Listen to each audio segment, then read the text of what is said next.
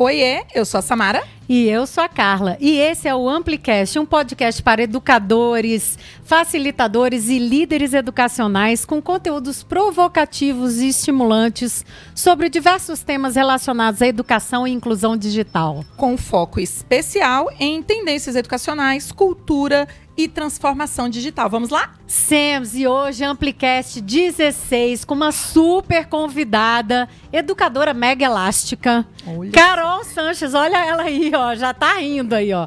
Você já viu? Ela tá sempre rindo, né? Olha Gente, isso. É uma fofa. Olha lá que saudade. Olha, e pra quem, olha, eu duvido que alguém não saiba de Carol Sanches, mas pra, assim, né, vamos só dar um contexto, que ela é escritora. Tô colocando em primeiro lugar. Ela é nerd. Escritora, nerd, geek. Isso. Palestrante, especialista em infâncias, cofundadora do Ler Conecta. Pedagoga de alma e de formação. E aí, eu vou puxar a última pontinha aí pra gente conectar, que ela também é, além de tudo isso, ela é jornalista. E aí, Carol, primeiro, bem-vinda, né, Carol? Linda. Obrigada, gente, pelo convite. Vocês sabem que vocês, cara, eu amo ter vocês como parceira e qualquer coisa que vocês me chamem eu vou dizer sim. Ai, maravilhoso, Carol. Carol, mas assim, do jornalismo à educação, como é que foi esse pulo aí, esse salto? Conta aí pra gente um pouco da sua história. Cara, sabe que outro dia eu tava pensando nisso? Porque eu me toquei que tem 21 anos que eu me formei em comunicação. E aí dá um choque, né? Fala, caraca, eu me formei tem 21 anos, que doideira, em jornalismo, né? E quando eu fiz jornalismo, não é uma coisa muito distante da educação, não, gente. Eu fazia roteiro. Eu escrevia, na época, eu trabalhava com programas de televisão, fazia roteiro de programas de televisão. Só que eu nunca fui do hard news, eu nunca fui de jornalismo cotidiano, cidade, nunca fui. Eu sempre fui mais de cotidiano, de comportamento e tal. E sempre me interessei em falar para a infância. Só que aí eu descobri no jornalismo que não tinha uma área para a infância especificamente. E eu queria me especializar. E aí eu fui fazer pedagogia. Quando eu fui fazer pedagogia, as pessoas acharam que eu estava maluca, porque eu trabalhava com televisão, trabalhava com, sabe? Acharam que eu estava louca. E talvez eu estivesse um pouquinho. Só que todo mundo sabe que quando você entra na educação é uma cachaça, né? Aí Total. vicia. Diz E que aí o já era. jornalismo Quando eu também. caí... Já ouvi falar que o jornalismo e a comunicação tem muito desse apego também, né? Dessa relação emocional com a profissão. Mas é interessante você falar isso, que não tinha nada voltado para crianças. Que engraçado. E que também é um gap Não na tinha. nossa educação, né? A gente falar Então. mais sobre e para a infância, né? Legal. Jornalismo é específico para a educação que eu queria fazer. Uhum. Então, talvez vocês, assim, a gente tem algumas revistas hoje em dia, tá bom, pode ter uma revista Nova Escola, uma revista Educação, uma revista à parte, mas é muito incipiente perto de tudo que acontece de educação no país. Uhum. E mais especificamente, produção para a infância não tinha. Então, era um campo que eu queria atuar, era um campo que eu queria criar mesmo, e não tinha. Então, por isso eu falo, quando eu me apresento, geralmente eu me apresento sempre botando jornalismo, né, primeiro, e depois pedagogia. Eu não. Pela ordem. Mas Eu porque não. foi essa a sua sequência, né? Você coloca porque essa foi sua sequência. Você era jornalista e depois entrou no mundo da educação. Que legal. Só que hoje eu não consigo mais separar. Se alguém me perguntar, você é mais o quê? Cara, hoje, na minha vida, eu realmente faço educomunicação. Então, Carol, ia até puxar isso de você, né? Eu acho duas coisas aí que você falou, né? Você é muito focada hoje em edutainment, que é o que pega para a infância, para os professores, para as instituições educacionais, para os pais, né? Falta muito. Eu tenho uma irmã com... Os meus sobrinhos são crianças e eu sinto essa dor da minha irmã, assim, né? O que eu trago... muito além das mídias sociais e tal, para fazer, e até dos desenhos, das coisas que tem, o que eu posso fazer com os meninos que tire um pouco da tela, né? Eu acho que essa é a maior angústia hoje, né? Essa coisa de você estar um pouco na tela, mas também sair dela, principalmente para os pais, isso é uma angústia grande. Então tem Eu acho que o teu foco de edutainment, né? E juntando com isso aí, vou conectar tudo. Você também, eu acho que nesse gap aí, nessa lacuna que tinha para a infância, você também tomou uma decisão de começar a criar conteúdo para a infância, né? Então, daí o escritor, é isso? Tô certa? Tá certa, não tá errada. Então vamos lá. Então, eu acho que o campo do edutainment, eu acho que é legal falar um pouco, porque muito pouca gente sabe exatamente o que significa. Então, edutainment realmente é a mistura de educação com entretenimento. No meu caso específico, quando eu falo de edutainment, eu trabalho com edutainment tanto para a galera de educação, que aí significa escola, pessoas, instituições que produzem material para, né, para escola ou para grupo de educação e tudo mais, mas eu também trabalho para a galera que produz para a infância. Então vamos devagar. Eu uso estratégias do entretenimento para o fim que é educar. Isso é uma coisa. Então eu sou chamada por empresas que trabalham para a infância. Então vamos lá, canais de televisão, fábricas de brinquedos, jogos. Eu sou muito chamada por estúdios que produzem animação. Eu trabalho como consultora pedagógica, consultora infantil, que eles chamam, para as pessoas que fazem filme para a infância, para a gente poder discutir exatamente se esse produto, olha, isso aqui é muito maneiro essa discussão, se esse produto ele é voltado para a infância ou se esse produto é sobre a infância. Então, por exemplo, tem filmes que tem criança no elenco, só que quando você vai assistir, você fala, cara, mas isso aqui não é adequado. Tem criança no filme, mas não é para criança. É sobre criança. E aí eu entro para poder fazer essa discussão. Ah, eu vou lançar uma animação para esse target. O target é 3 a 5 anos, deixa eu assistir. Então eu assisto, ou eu participo desde o início da construção dos roteiros. Eu fico sentada na sala de roteiro e fico discutindo para poder achar soluções, para falar de alguns assuntos. Quais são os assuntos da infância? Então eu faço esse trabalho. E, ao mesmo tempo, eu estou na educação formal, vamos colocar assim, escolas e etc. E ali eu crio estratégias de aprendizagens, também no caminho da mistura do edutainment. Onde é que entra a Carolina, a autora, que é o que a Carla trouxe, né? Foi quando eu percebi que precisava qualificar os produtos para criança. Entender essa geração, o que elas gostam, qual é o perfil, como é que a gente pode hackear esse gosto delas. Então, para mim, isso hoje é a bandeira, é o que eu mais faço. Carolina, o que você faz hoje? Crio para a infância. Que legal. É isso. Que legal. Eu ia fazer a pergunta Não, aqui, pode ir, vai.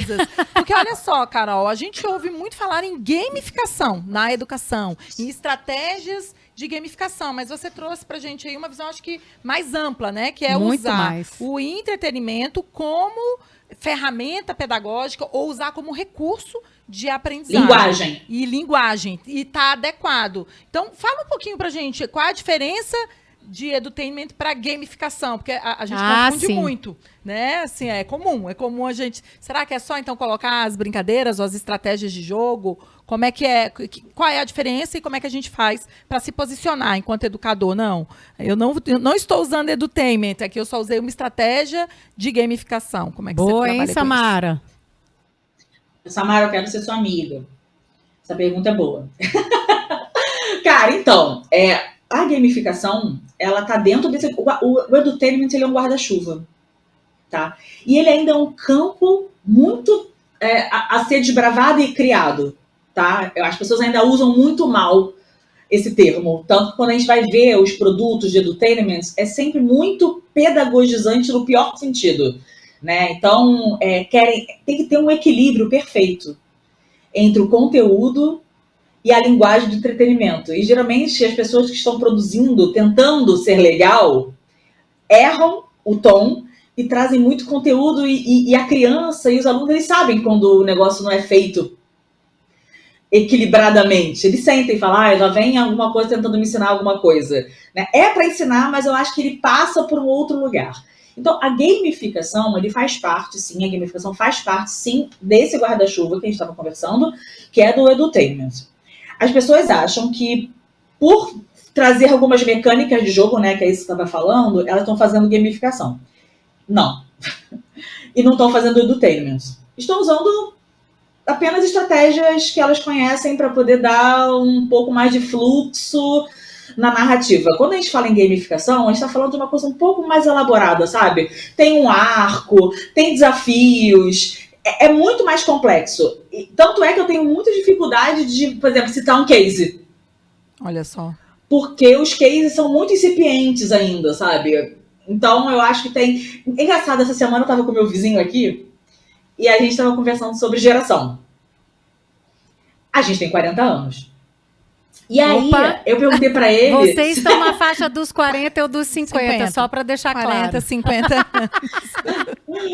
Eu perguntei pra ele, mas vocês conhecem, tá? Antigamente tinha um programa na televisão chamado Hugo, que era por telefone. Ligava e ficava jogando pelo telefone pra ver se você pular. Era uma coisa assim, era gamificado, sabe?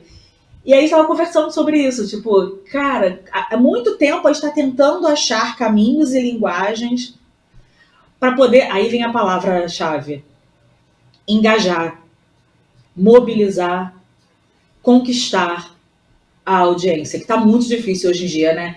Então eu acho que hoje a gente precisa voltar a olhar para esse campo. Eu acho que é uma tendência. Ô, Carol, cara, bom, a gente pode passar horas aqui, dias. Já bom, aprendi a gente horrores. passa, né, Carol? A gente passa, mas eu acho que tem uma coisa interessante que você também está trazendo, que é assim, você tem trabalhado em campos que tem essa interseção, tanto um pouco, né? Um pouco não, muito do jornalismo, da comunicação, com o entretenimento, com educação e com infância, né? Então eu estou entendendo também, e a gente tem falado muito sobre isso aqui, do educador se ver em um outro lugar além da sala de aula, né? E o que eu estou entendendo é que esse é um mercado que ainda tem uma lacuna gigante em termos de profissionais, né? E eu sei que você, inclusive, faz via Lê Conecta, você, enfim, faz muita formação de educador nessa área, mas eu sinto que também tem muito espaço. E é engraçado, né? Porque a gente tem milhares de educadores da educação infantil e tem um mercado gigante, mas é um mercado muito inexplorado por esses educadores que, inclusive, são especialistas e estão na ponta, né? Sim. Olha, eu vou falar uma coisa horrorosa, tá? Porque a gente tem intimidade. Olha, eu fico brincando. Falei, tá bom, vocês não querem entrar nesse mercado? Pra mim tá ótimo, porque é o meu telefone que toca. Sabe, assim, tipo, as pessoas ainda conseguem, quando elas falam de educação, quando elas falam de pedagogia, elas remetem imediatamente para o campo da escola. E hoje a educação, ela já transbordou, ela já esticou, ela já transcendeu alguns campos. Claro que a educação formal, ela é super importante, tanto é que eu ainda estou em escola, que isso é um outro capítulo. Mas, assim, hoje a gente tem um campo enorme de produção. Pode ser para a infância, para a juventude, pode ir por corporativo, por exemplo. A gente tem campos enormes disso. Onde eu consigo ver uma lacuna, que é onde eu tenho ocupado nos últimos anos e é maravilhoso, que é como consultora das pessoas que produzem para a infância. O que acontece? Hoje a gente vê que as pessoas que produzem para a infância não são especialistas em infância. Então, o cara que escreve para criança, ele não conhece de desenvolvimento infantil. O cara que pensou um jogo, ele não sabe o que uma criança de 4 anos é capaz. Né? O cara que fez um filme, que criou uma animação, isso é muito comum, tá? Por exemplo, eu pensei numa animação para uma criança de 4 anos. Fez toda a história, fez o desenho, fez a ilustração. Já fiquei me perguntando, cara, será que ele leu Piaget? Não, ele não sabe nem os estágios de desenvolvimento. Se soubesse, eu estava até feliz, mas nem isso. Nem isso. E aí eu falo, olha só, você mira na criança de 4 e acerta na de 10. Eu tô com um produto agora recente que eu falei, gente, que criança é essa que vocês estão falando? Sem contar que não tem uma infância, são várias infâncias. Uhum. Geralmente a gente trabalha com infância, no meu caso específico, eu trabalho com infâncias urbanas. Olha aí. Que é um recorte das várias infâncias. Recorte do recorte do recorte. Carol, é o recorte com tecnologia, o recorte com animação, com jogos, é outra coisa. E aí você está falando de infâncias, quais são esses recortes? Eu sou totalmente leiga nisso. Não, é porque são muitos campos de estudo. Então, por exemplo, a gente tem gente que vai para o campo da infância do campo, por exemplo.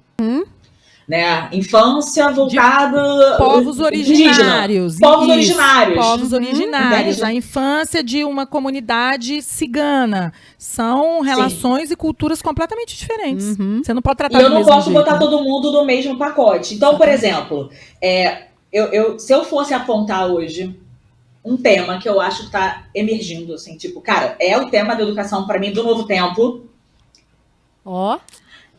Se eu pudesse, vamos lá. Vamos lá.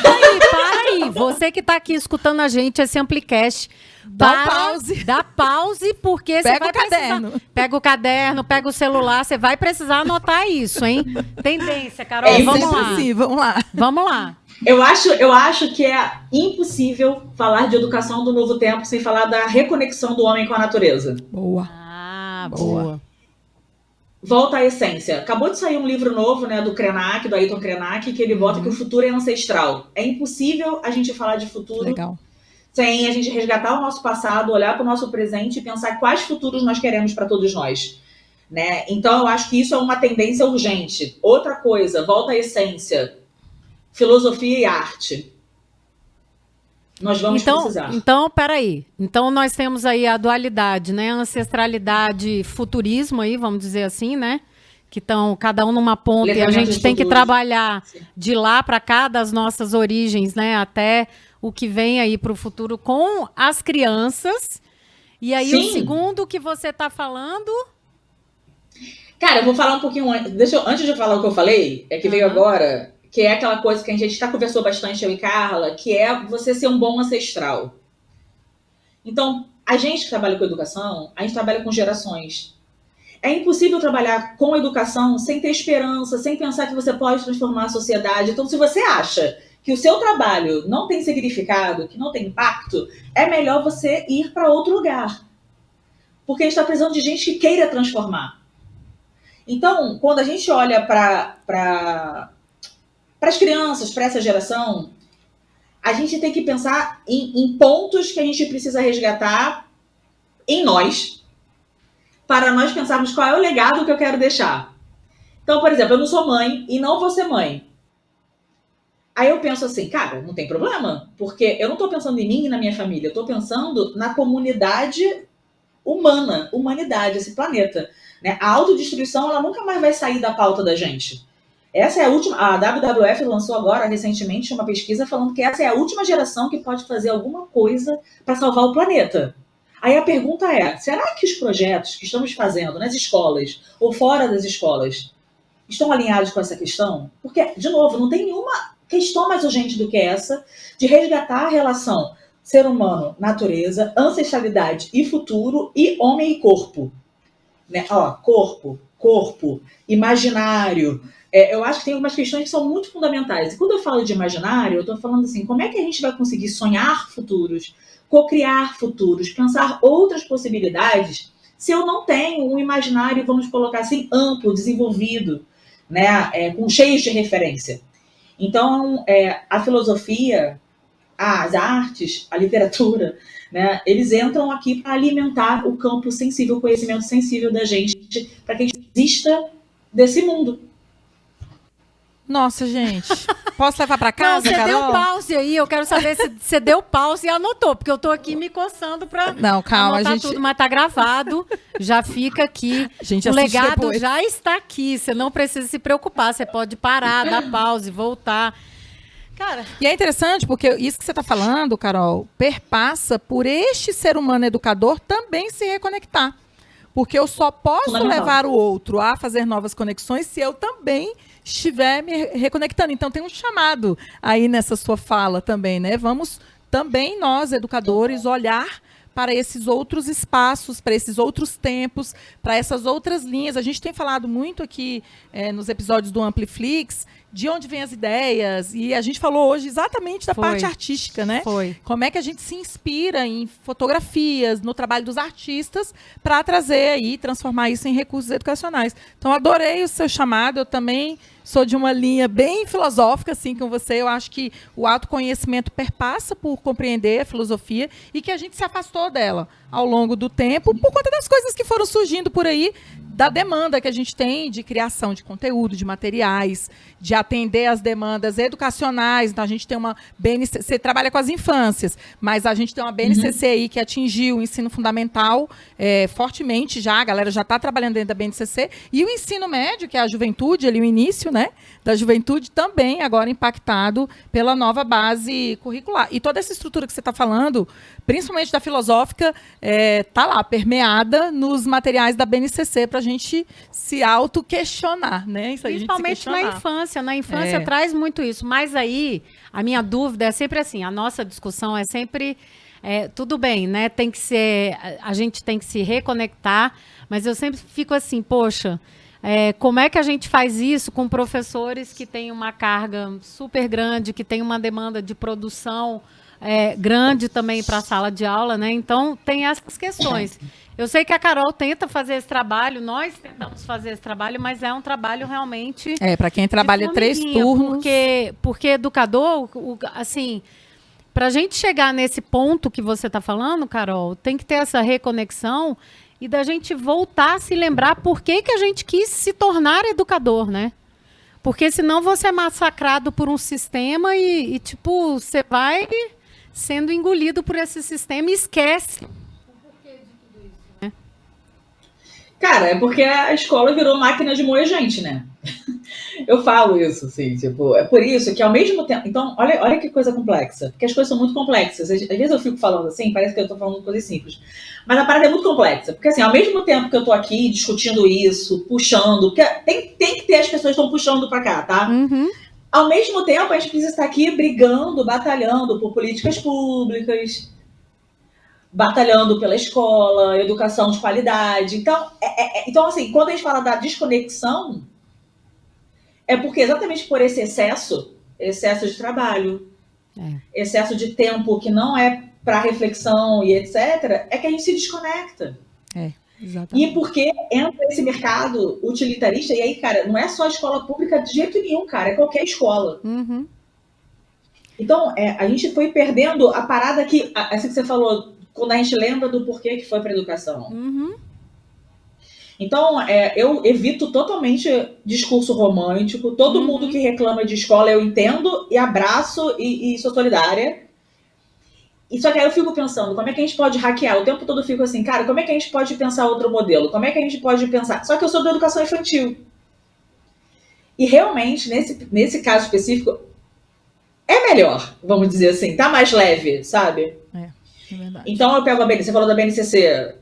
Eu acho que é totalmente, quando eu vejo lá os 6 direitos de aprendizagem, os campos de experiência, cara, a gente pode ir para qualquer lugar com os nossos projetos articulando aquilo. Tem muito caldo ali, sabe? Tem. Mas eu sei que tá dureza para cima. Então, difícil, eu acho que é só para a gente se posicionar. Eu acho que quando a gente se posiciona, para a gente poder se posicionar a favor, aí é batalha política isso, tá, gente? Brigar, lutar por uma educação de qualidade para todos. Valorização dos educadores, melhorar salários. Então, assim, isso também é tendência da educação. Né? Formação de professores. Onde fica o espaço da formação? Porque é isso que a Carla falou. Como é que alguém que tem 3 turnos consegue estudar, né?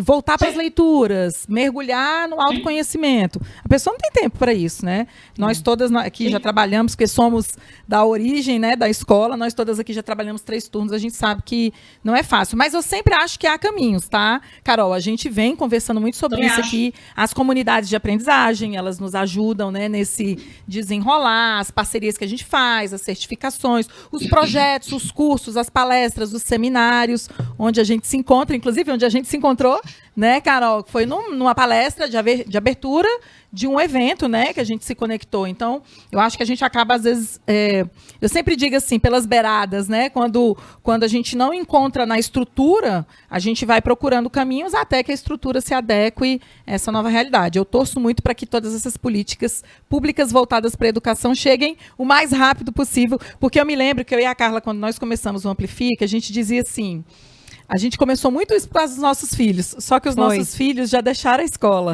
Agora eu só tenho a minha caçula, né? Eu tenho a minha caçula que vai entrar no ensino médio ano que vem. Quer dizer, os da Carla já estão na faculdade, eu já tenho filho formado. Já passou, é isso que você falou. Essa geração, ela já passou. A gente conseguiu aí mudar alguma coisa, mas a gente não conseguiu mudar tudo que queria mudar, né? Não, tem muito o que fazer. Aí assim, e dentro dessa discussão, você fala muito das infâncias, Carol, mas tem algo de muito relevante que você trouxe, né, deu vida e cunhou o termo, inclusive, que foi leituras elásticas, né, que eu acho que vai muito além das infâncias. Na verdade, leituras elásticas tem muito a ver aí com educação, esse momento que a gente vive, e o início da nossa conversa, que é essa nossa angústia do físico, do digital e tal, e na verdade você faz... Na verdade, é uma forma da gente dar uma certa paz para isso e dizer, dá para remixar e dá para conectar as coisas que parecem estar desconexas, né? Então, eu queria que você falasse um pouco desse livro. Cadê? Tá o livrinho aí? Livro? Cadê? Era para eu trazer. Aí, Leituras Elásticas. Se você ainda não tem... Você tem que ler esse livro, leitura de final de semana. E o que eu acho mais legal desse livro e assim, fazendo... Ó o elástico, ó o elástico. Já conectou eu, Carla e Carol. Fazendo o jabá. Não, a gente tá totalmente elástica aqui. Eu e Samara em Brasília. Carol lá, plena, em Búzios, né? Meu Deus do céu, olha isso. Muito chique. E aí, fazendo o jabá, mas porque deve ser feito mesmo, essa é uma leitura de final de semana, assim, a Carol me deu o livro, eu cheguei, ela estava em Brasília. Deu. Ela Nossa, é uma Brasília, leitura de um dia mesmo, assim. Aí eu sentei e li, assim, rapidamente. Então, é um livro que traz muita referência, é um download de tudo que eu já vi a Carol falando sobre o tema. A gente tem a felicidade e a honra da Carol ter falado o termo pela primeira vez no Amplifica aqui em Brasília, né? Então, isso pra gente é motivo de muito orgulho. Mas eu acho que, na verdade, Carol, o Leituras Elásticas traz muito dessa reconexão, né? De pontos que parecem estar desconectados e que as pessoas precisam, os educadores principalmente e os pais precisam começar a entender dessas conexões e como elas são elásticas, né? Na forma, no jeito, enfim, fala um pouco pra gente. Então, minha cabeça fez assim, eu não sei nem por onde eu começo. Porque o que acontece? Esse ano, a gente está completando 15 anos de existência do Ler Conecta. 15 anos é muita coisa para trabalhar de maneira autônoma e independente no mercado da educação. Um mercado que está mudando tanto nos últimos tempos. Então, eu me sinto muito orgulhosa da estrada e do caminho que me trouxe até aqui. Então, as leituras elásticas, ela é a síntese de 15 anos. Olha só. De 15 anos de campos de trabalho. Eu acho que eu demorei 15 anos para poder escrever uma experiência. E eu queria que fosse um livro, uma conversa. Eu acho que tem uma coisa assim, como é que você consegue pegar coisas muito complexas e explicar de forma simples para que todo mundo entenda algo tão difícil. Aí entra o jornalismo, né? Entrou bastante aqui, né? Porque eu pegava conceitos muito duros para poder falar. Então, as leituras elásticas é o termo que eu tenho muito orgulho de ter falado pela primeira vez, o termo num Amplifica. Fui testar. Fui para Brasília, falei, vou testar. E eu voltei falando, é isso. Voltei aqui pro Rio, né? Que obviamente sou carioca. E voltei pro Rio falando, cara, é isso, leituras elásticas. E comecei. E aí as pessoas geralmente lançam um livro e viajam o Brasil todo para falar do livro. Eu fiz o contrário. Eu viajei o Brasil todo para depois lançar o livro. Por quê? Porque eu queria testar. Eu queria testar produtos, projetos, o que as pessoas queriam. Então, as leituras elásticas, a minha grande questão é como formar leitores no novo tempo. E aí, para mim, eu sempre parto, então assim, vamos lá, a gente parte de um problema. E tem um problema no Brasil que é leitor. Leitor é uma questão, vocês podem ver, aqui tem um pouco dos meus livros, minha casa ela tem livro para tudo quanto é canto. Eu sou uma pessoa que gosta de ler, não só ficção, eu estudo muito, eu fico o tempo todo ligada com o que está acontecendo. Eu tenho curiosidade, né? A curiosidade é o primeiro passo para poder construir conhecimento, né? Eu sou uma pessoa curiosa. E aí, quando eu pego os dados, 44% da população brasileira não lê. Dói demais, 30% nunca comprou um livro. 30% é muito, gente, não é possível. Sim. E os brasileiros leem, então somos 200 milhões de brasileiros, né? São 4,96 livros por ano. Meu Deus. Com um detalhe, 4,96 livros. Eu falei livro, eu não falei literatura. Então, tem Bíblia, tem livro teórico, tem livro de culinária. De escola, o livro da própria escola, né? Didático. Se eu fosse pegar só livro de literatura, a gente ia chorar aqui hoje. Nossa. Né? E aí eu fiquei pensando que, assim, livro é uma plataforma. Isso aqui é uma plataforma. E o que eu acho, já que ele estava falando o que a gente não pode perder de essência, existe uma herança cultural nossa que a gente não pode abrir mão. Os clássicos, por exemplo. Posso falar de mitologia grega, posso falar de grandes escritores. E eu acho que a gente não pode perder o que a história. Nós somos os únicos seres que fabulam. Nós somos os únicos seres vivos que contam histórias. Então, por que eu vou perder essa essência? Então, a minha questão no livro é como é que eu posso botar o livro como uma plataforma central, mas que ele transcenda, estique para outras plataformas, volte para o livro de forma mais potente. Que legal. Então, as leituras elásticas surgiram assim. Então, parto da literatura, eu estico e volto nessa formação leitora, sabe? Então, o livro eu conto alguns cases, eu falo um pouco como é que faz. Então, esse livro só me dá alegria, gente. E aí, eu queria até te perguntar isso, Carol. Você tem visto na prática os educadores usarem esse conceito de leituras elásticas para projetos, enfim, para mudar a forma como enfim, as crianças e os jovens encaram a leitura e se movem e querem ler mais? Assim, sim. Desde o lançamento, você tem coletado isso? Assim, você tem tido essas experiências com os educadores? O mais legal de lançar livro, e depois eu vou perturbar a Carla Arena aqui ao vivo, o mais legal de lançar livro Tô lascada. É isso, é abrir espaço para as pessoas chegarem e falarem, olha o que eu fiz, olha o que essa escola fez. Então, sim, eu recebo muitos feedbacks. Pessoal de Minas, até a Manu Bezerra, o pessoal do Sebrae, escolas públicas fazendo. Eu tenho recebido coisa aqui no Rio, principalmente, né, muito forte. Geralmente me convidam para poder dar uma olhada, né, porque as pessoas ainda se sentem um pouco inseguras às vezes. O que eu estou fazendo elástico? Eu falo, porque não é tecnologia. É tudo, né? É conhecimento e plataforma. É outra coisa. Eu posso ficar de um livro para um livro. Eu posso ficar de um livro para uma conversa. Então, sim, só que tem um negocinho aí. Por que eu comecei a produzir livros elásticos? Porque eu queria mostrar para as pessoas que era possível. Muitas das coisas que eu lanço, livro com jogo, essas coisas todas, eu fazia com os meus alunos. Né? Eu sei disso, vocês sabem disso. Quantas coisas, quanto conhecimento é gerado todo ano pelas escolas. Se a gente fosse catalogar, se a gente fosse publicar, cara, a gente tinha um acervo absurdo. Nossa Senhora. Pois é, isso é um dos nossos maiores problemas, né? O que a gente sempre fala aqui, Carol, essa questão do registro, né? Sim. Muito se perde, né, das coisas incríveis que, enfim, esses educadores estão fazendo pelo país e que a gente não tem conhecimento porque não está sendo registrado e não sai da sala de aula. Isso me angustia. O impacto, claro que o impacto de uma sala de aula é muito grande. Sim, mas sim. Eu senti a necessidade de expandir a minha sala de aula. Eu falei, cara, não posso ficar fazendo essas coisas com 30 alunos. E aí, qual foi a maneira que eu achei para chegar em mais pessoas?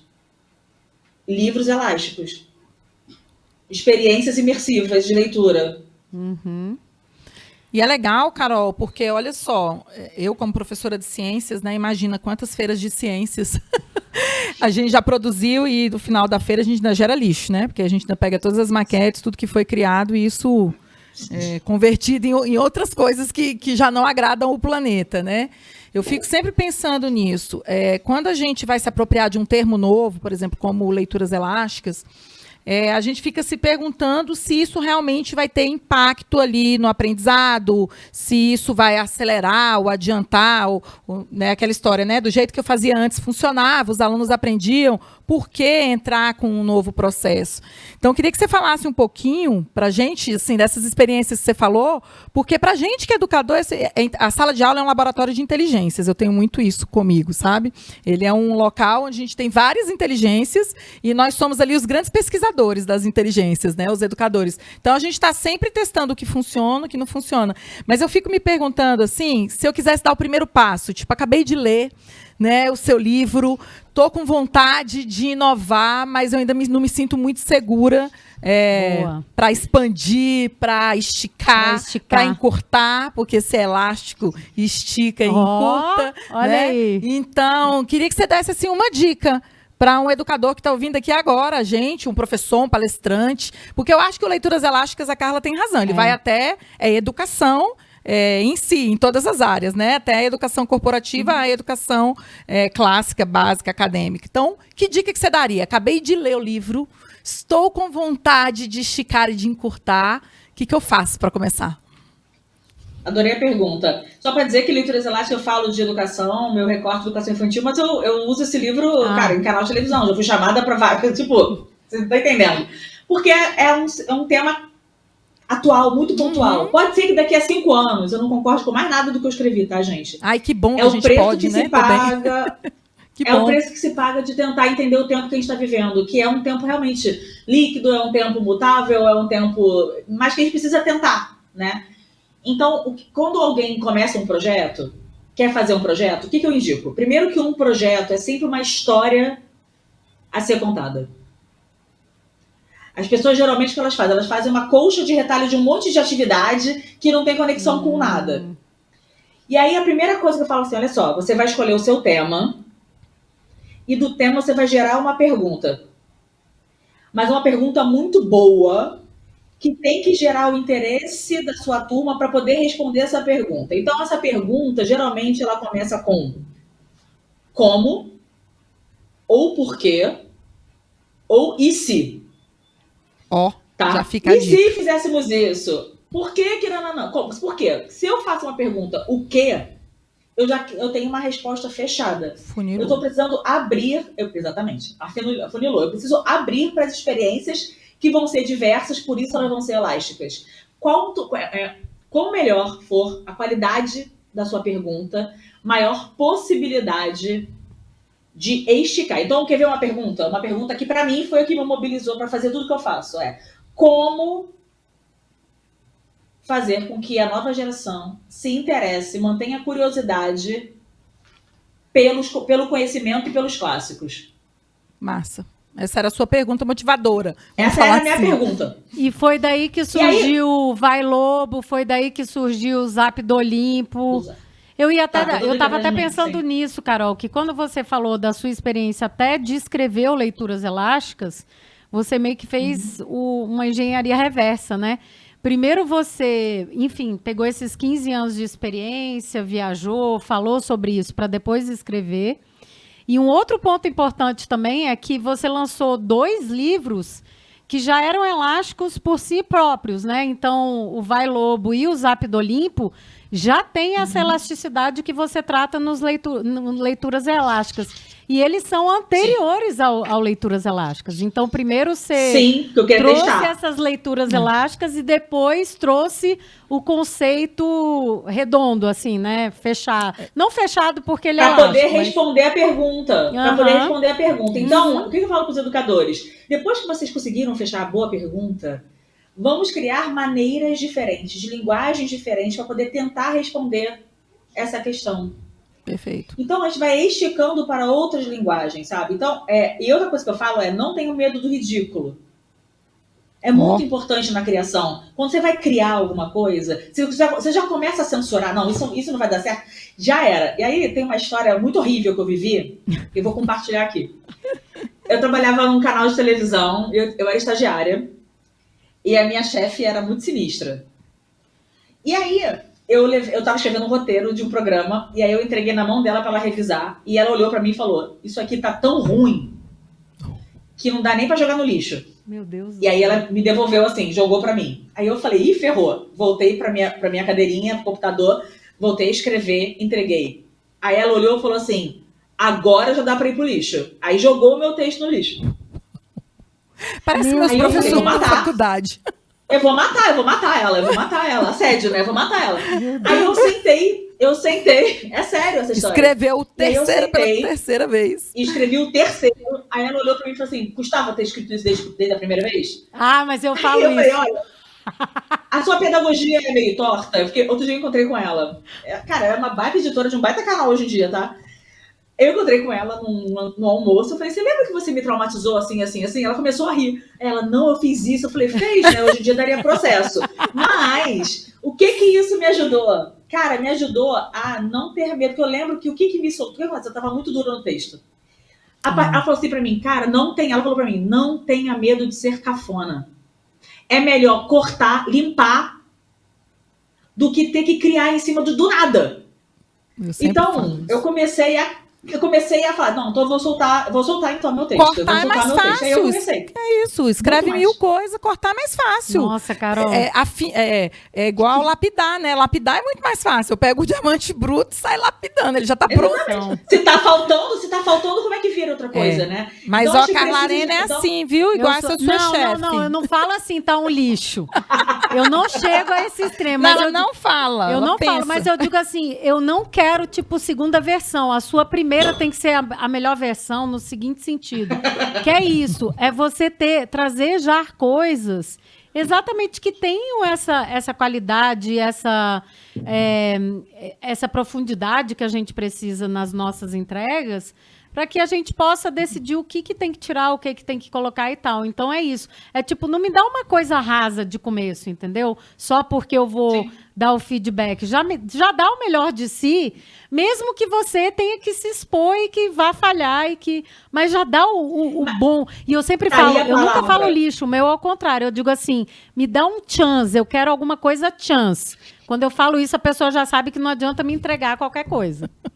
Mas tá aí, você falou uma palavra que eu acho muito importante, que é assim, expor. Quando você escreve, você se expõe. Muito. Né? Você se expõe, a pessoa te julgar, te criticar, e você fica muito inseguro com isso. Só que assim, gente, eu tô falando de verdade. Os retornos que eu tenho do Vai Lobo, do Viramonte Vira Herói, do Zap do Olimpo, da Leituras Elásticas, ano que vem eu vou lançar, segundo o meu papel aqui, 7 livros novos ano que vem. Uau! Que legal. São três pelas... 4 pela Estrela. Aí. E 3 pelo Mapalabs Lerronecta, né? Tudo para ser lançado até a Bienal do ano que vem, que eu sou curadora da Bienal do Rio, né? Da parte infantil. E aí, por que eu tô falando isso? Porque, cara, depois que você entende que você vai... Beleza, não tem problema ser criticada, faz parte. Eu acho que você vai abrir cara, sua rede de uma maneira tão exponencial...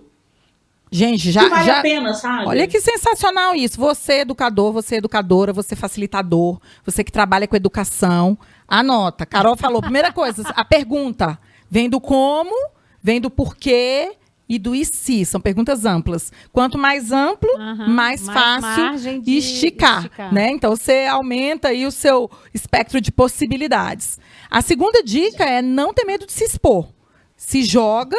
Trabalha com isso, mas dá o se seu expõe, melhor. Coloca tudo lá. bem, mas saiba que vai ter gente que não vai gostar. Sim. Eu acho que isso é importante, Carol, porque às vezes na inovação as pessoas ficam assim, mas tem que sempre dar certo, e não é assim que a gente inova, a gente erra 1000 vezes para uma coisa dar certo, né? São várias tentativas, várias estratégias, então você também já começa, eu sei que na educação a gente tem um pouco de dificuldade com isso, porque a gente lida, pelo menos na escola, né, Carol, com a coisa mais preciosa da vida das pessoas, que é o filho da pessoa. Então, quando um pai, uma mãe deixa o filho na escola, ele está entregando nas nossas mãos, enquanto educadores, a coisa mais preciosa que ele tem na vida dele, que é o filho e a filha que ele carregou junto com ele ali. Ainda mais você que trabalha com infância, ali quando chega, é logo a primeira desconexão, né? Assim, olha, não, você agora não vai ficar mais com a mamãe, tá aqui a tia, a professora que vai te acompanhar. Então tem todo uma entrega, né, dessa família. E eu sei que a gente não pode falhar demais na educação, porque eu estou tratando da vida das pessoas, do desenvolvimento da cidadania, né, de tudo isso. Mas a gente tem que lembrar que a sala de aula, o ambiente educacional, é um laboratório de inteligências, e esse laboratório de inteligências permite a gente se expor de vez em quando e aí propor algumas coisas que funcionam agora e pode ser que no ano que vem não funcione mais. Porque você estava falando do Vai Lobo, Carol, e eu o tempo inteiro. Gente, ela fala livro, a Carla também, mas é um jogo. O Vai Lobo. É um livro mais jogo, é um livro mais jogo. Mas ele era um jogo, que era aquele do tapa, e ele virou um jogo com... Você vê como é elástico mesmo. Com narrativa. Que a gente tem dificuldade até de separar, né? Que categoria que eu dou. Ele é um livro-jogo, ele é um jogo-livro, ele é um livro com um jogo, né? Não tem uma categoria. Olha, não, mas é isso, não tem. É porque ele é tão misturado, a vivência do storytelling, né? Que foi criado, a narrativa que foi criada, e o jogo que existia desde que eu sou criança, né? Porque o Tapa Certo, a gente tá falando de um jogo aí de mais de 30 anos. Deve ter mais. Tem mais? Tem mais de 30? Tem. São 40 anos. A Estrela tem 85 anos. A Estrela tem 85 anos. Isso aí que você falou, Samara, é verdade, assim. Eu estava aqui viajando. Quando você falou o negócio das inteligências, eu fiquei pensando também no lugar do erro, né? A gente precisa muito mexer nos lugares que a gente se encontra dentro do espaço de aprendizagens, plural. Né? Então, assim, as crianças da educação infantil, elas não são meus alunos, elas são meus companheiros de aprendizagem, porque ali naquele momento a gente está se acompanhando. Por isso que lá na escola que eu trabalho, beijo para curiosidade, né? São crianças de 0 a 5 anos. São crianças de 0 a 5 anos. Zero, então você pega realmente o bebezinho ali, aquele que o pai e a mãe tá deixando pela primeira vez no ambiente escolar. Uau! Sim, e a gente conversa muito nos nossos projetos, que são projetos elásticos, porque lá é baseado na pedagogia de Freinet. Uhum. E aí as crianças, elas rodam o tempo todo por oficinas por linguagem. Então tem oficina construção, oficina da ciência, as crianças de 4 anos, elas vão de 50 em 50 minutos, de 1 em 1 hora, elas vão circulando pela escola. Então, e aí elas vão ter experiências imersivas de aprendizagem. Por que eu estou falando isso? Porque eu acho que a gente consegue pensar coisas um pouco, sair desse lugar tão julgador, sabe? Por isso que eu gosto de trabalhar com educação infantil. Porque é um lugar que eu consigo criar e viver experiências. Assim, claro que isso, o Fundamental 1, eu produzo muito material para Fundamental 1, mas de qualidade, no sentido de experiências e de abertura, o lugar que eu consigo entrar melhor e que as pessoas compram muito e rápido é na educação infantil, cara, porque também tem uma sede. Uma lacuna no mercado também. Tem uma lacuna. Tem uma lacuna grande que foi onde a gente começou a conversa aqui, né? Mas a curiosidade é muito presente, Carla. A educação infantil, ensino fundamental 1...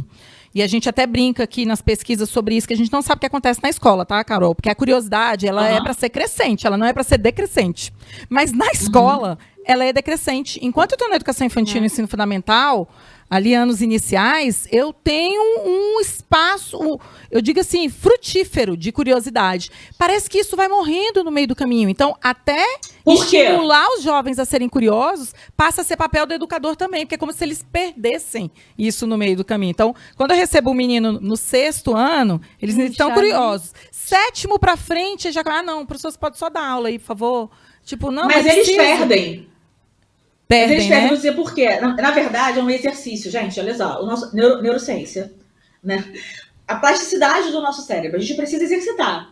O que acontece? Na educação infantil, a gente incentiva as crianças o tempo todo a questionar, a fazer perguntas, o tempo todo ali. Quando elas vão para o Fundamental 1, elas param de perguntar. E tem pesquisa disso. As crianças da educação infantil, elas fazem mais de 100 perguntas por dia. Tem uma história maravilhosa que eu falo no livro, de um ônibus que foi sequestrado nos Estados Unidos, que o bandido que sequestrou o ônibus escolar de educação infantil, ele abandonou o ônibus porque ele não aguentou as perguntas das crianças. Não aguento mais, entendeu? Não aguento, pelo amor de Deus, para o ônibus. Né? E aí, quando a gente chega no Fundamental 1, a criança não tem nem mais tempo de elaborar a pergunta do que ela quer saber, porque entregam tudo para ele pronto. Então, eu acho que também tem essa coisa assim, as pessoas falam, eu sou construtivista. Não é nada, mentira. São todos conteudistas disfarçados de modernos. Então, assim, eu acho, é melhor nem entrar aí que eu vou... Eu sei, eu já senti, já recebi. Mas é isso. Me revolta. Mas tem que revoltar, porque onde a gente para de ensinar a fazer pergunta e começa a só responder. E aí a gente leva esses jovens até o ensino médio, nós todas aqui sabemos disso, né? Você como educador e a gente até como mãe também, que eles passam a só responder, né? E por muitas vezes a gente fala, só que aí você vai trabalhar e você vai ter que voltar a aprender a perguntar de novo, porque na vida lá fora a gente... E responder é óbvio. É, exatamente. É óbvio. Já tem isso. Responder, gente, é só treinar que a gente responde. Eu sempre falei isso. Você treina, você responde o que está ali. Mas eu gosto dessas provocações que você faz, porque a gente precisa das provocações para não cair de novo no comum, né? Para sair também ali daquilo que a gente faz no dia a dia e poder fazer diferente. Carla, eu sei que você tem 1000 perguntas aí. A gente já está aqui há quase 1 hora. Vamos ter que fazer parte 2, 3 com a Carol. A gente tá chegando no final, só que a gente promete. Não, Carol vai ter que prometer. Sério, Carol? 50 minutos já. 50 minutos já. A Carol vai ter que prometer que ela vai vir outras vezes para a gente debater ainda mais fazer provocações, né? Instigar, provocar, porque é esse o nosso papel aqui, e ainda mais no Amplicast. Mas, Carol, olha só, a gente está com uma série do Ampliflix, né? Que aí são coisas mais práticas do dia a dia que a gente traz aqui para o professor, para o facilitador, que é de onde vêm as boas ideias. E você é um poço de ideias incríveis, né? Então, eu tenho 2 perguntas para você, para a gente encerrar. Primeiro de onde vêm as suas boas ideias? Como é que é esse teu processo criativo? Eu vi que esses dias você fez uma postagem até sobre o caos da sua... Você estava até falando da sua mesa, mostrando o seu ambiente de trabalho. Então, assim, como que é esse teu processo criativo? E a segunda pergunta são, assim, as referências, o seu caderninho de referências. Eu sei que você tem milhares... mas você agora vai ter que... não é esticar, como é que é o contrário? É contrair. Vai ter que contrair, vai ter que contrair, vai ter que pegar algumas referências que você acha interessante aqui para o nosso público. 3, já vou reduzir aqui, você vai dar 3 referências, porque eu sei que você tem milhões. Não, a Carol, minha filha, olha a estante dela lá atrás, que não é fake. A gente tem que... Não é chroma key, hein? Assim como o livro... Aqui é só o que eu estou estudando. Isso que eu ia falar. Assim como o livro, que a gente tem a limitação da página, você hoje pode dar 3 referências. Antes da Carol entrar no processo criativo dela, você sabe o que é muito engraçado? Quando eu estou conversando com ela, é assim... Então, ela estica mesmo, literalmente o braço dela. Ela faz assim, exatamente, tem um livro aqui que é uma ótima referência para você. Ela vai lá e puxa, assim, estica. Então, vamos lá, Carol, tá com você. Vou responder a primeira pergunta, que é de onde vêm as boas ideias no meu caso. Isso. E o que isso... É muito difícil responder isso, tá? Mas se eu tivesse que mapear, eu acho que eu queria falar de novo de qualificação. Qualificação das conversas, qualificação dos parceiros, qualificação do que você lê, assiste, ouve, onde você está. Tem uma frase do Guimarães Rosa que ele fala que é junto dos bons que a gente fica melhor. Então, eu acredito muito nisso. Todas as vezes que eu estou em movimento, que eu conheço... Por exemplo, eu fui a Brasília dar uma palestra, conectei com elas. E a gente nunca mais desconectou. Elas vêm para o Rio, eu vou para lá, e etc. E todas as vezes que a gente conversa, eu sempre aprendo muito. Qualificação dos interlocutores. Eu nunca saí de uma conversa com a Carla ou com a Samara sem uma ideia anotada, falar assim, isso aqui é bom, acho que eu vou anotar e vou desenvolver depois. Né? Então, isso é uma coisa. Quando eu vou produzir, eu falei que eu estou fazendo 7 livros. Dos 7 livros, dos 7 eu tenho um parceiro. Eu gosto de criar junto. Eu tenho as ideias sozinha? Tenho. Eu chego com conceitos? Chego, mas eu entendi que eu vou mais longe quando eu tô com outro. Então, você não vai publicar um livro, você vai publicar 7, né?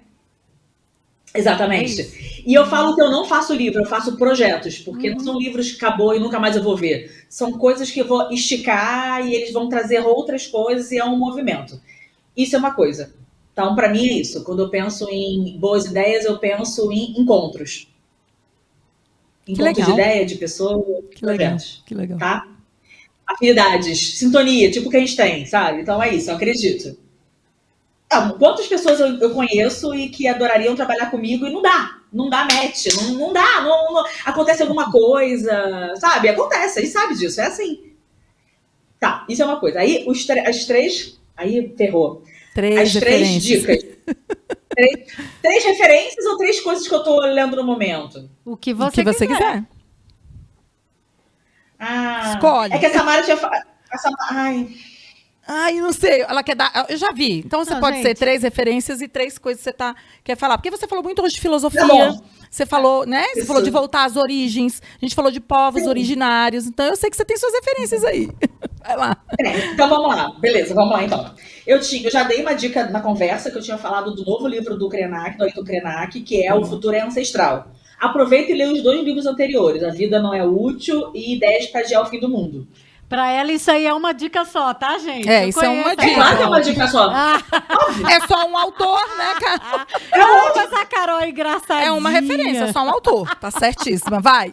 A outra dica, já que eu falei de criança e natureza, a minha dica vai ser um cara chamado Richard Louv, L-O-U-V, que ele tem um livro chamado A Última Criança na Natureza.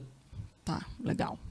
Ele fala de um negócio chamado transtorno do déficit de natureza. Ele fala que as crianças, o déficit que as crianças têm hoje é déficit de natureza. Muitas coisas seriam evitadas em consultório se as crianças se reconectassem com a natureza. Nossa, não posso concordar mais se saísse com brincar, ele do que isso. Né? Brincar ao ar livre, de correr, de estar conectado. A brincadeira de roda, cadê, né? A brincadeira de rua que morreu ao longo do tempo. Na praça. Isso para mim é uma questão super importante, tá? Que eu não falei aqui, mas assim, eu acho que é um tema importante. Ocupação das crianças nas cidades. Isso. Ir para as praças, ir para a rua, andar na rua, chega de carro, sabe? Tem o papo para outro dia, né? Isso. Tá.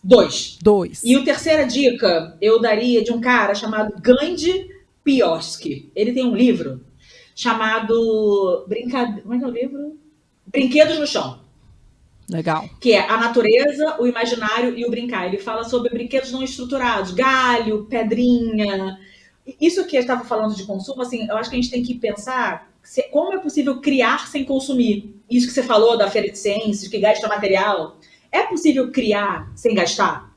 Olha aí, ótima pergunta. Eu acho que isso é, aliás, inclusive, para mim isso é o nome de um projeto, tá? Elástico. Já ficou a dica aqui. Você que ficou até agora aqui, eu quero saber como é que você vai responder essa pergunta com um projeto de leituras elásticas aí. Nossa, sensacional. Eu já vou fazer um desafio para todo mundo, pra gente também. A gente vai ter que criar a nossa primeira experiência elástica, Carla. Ai, meu Deus. Pega aí. Não é, Carol? Faz várias. A gente faz, mas a gente vai criar uma depois do podcast. Várias. Tá bom. Vamos lá? Vamos criar? Boa. E a Carol vai ajudar. Porque a Samara tem várias horas no dia dela, assim, ociosas, né? As horas dela. Mas tudo bem, vamos. Ela tá dizendo que eu não tenho tempo de nada, tá vendo? Mas eu acho que é um desafio legal, Carol. Olha, eu queria dizer pra vocês que eu não quero ir embora sem falar da minha referência. Então fala. Uai, você já não falou todas? Não, eu dei as dicas do que eu tô lendo, não da minha referência. Ai, meu Deus do céu. Eu queria... São dois, eu vou falar só de 2 pessoas. Joguem aí depois, tá? Um se chama Antônio Novoa. Ele é maravilhoso. Português. Português. Por favor, procurem Antônio Novoa. E a minha segunda dica final, que aí eu encerro, não dou mais nenhuma dica hoje. Todo mundo sabe que é a minha referência maior, que é Jorge La Roça. Cara, eu ia falar de educação e filosofia. Eu tava só esperando. Eu tava esperando, porque é você e a Beth Fantauzi também. As duas. Ele é o máximo. Quem quer saber o que significa experiência na educação, é esse cara. Corram atrás e sejam muito felizes. Uau! Pronto, Carla, já tá tudo resolvido. Agora é só a gente juntar tudo que a gente aprendeu aqui. Meu Deus do céu. Carol, obrigada. É sempre uma honra estar com você. O tempo passa que a gente não vê, como todos os nossos encontros, né? Eu tô aqui, olha, eu devia estar sorrindo, mas eu tô aqui angustiada com esse tanto de coisa agora que eu vou ter que correr atrás. O seu livro, Carla. O seu livro. Gente, olha só. Carla Arenas. Spoiler. E aí, a Carla Carla Arenas escreve super bem. Será que ela Está vai... escrevendo um livro. Tá escrevendo. Tô sabendo. Tô. É isso. Tô. Tá lá. É isso. Vamos Bora. ver. Uma hora Bora sai. que ela colocou agora ao vivo e eu tô na responsa. Vai ficar gravado também.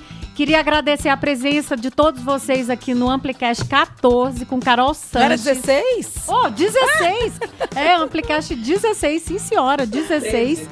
E a Carol que me deixou assim, com Carol Sanches, e certeza que ela vai voltar aqui, né, Sams? É isso. Valeu demais, querida. Um beijo pra essa cidade maravilhosa. E pro povo do Rio de Janeiro. Tá na hora da gente voltar pro Rio de Janeiro, né, Com Carol? certeza. E se você curtiu, manda aí pros seus colegas, manda todas essas referências e dá um like aqui que a gente vai curtir isso também. Beijão pra você e até a próxima. Até a próxima. Tchau, tchau.